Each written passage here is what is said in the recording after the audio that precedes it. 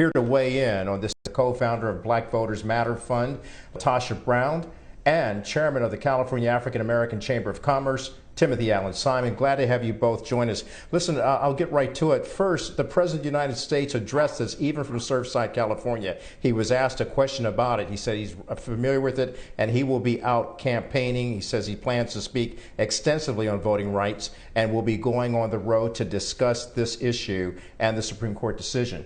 Will that be enough to help alleviate the problems that this decision causes?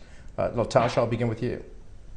Absolutely not. You know, I'm glad that he recognizes how egregious this ruling was today, and that, you know, it really takes out the teeth of Section 5, that part of the Voting Rights Act, initially Section 2. Section 5 had already been gutted 8 years ago, and now we have a weakening of Section 2. So for the most part, what you really have is a voting rights law that doesn't have any teeth in it. So I think that what we need is, there is no way around it. We've got to have federal legislation to literally protect the rights of voters, and particularly voters of color.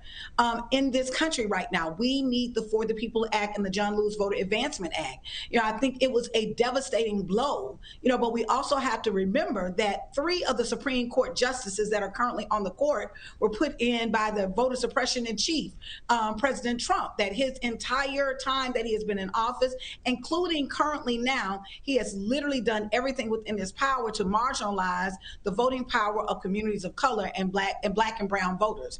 And so once again, what we're seeing in this ruling, I think it's a very politicized ruling. You know, essentially the court is saying that it is okay to discriminate, that even if the impact it disproportionately impacts communities of color, it is okay. Now what you have to do is you have to prove that that was intent.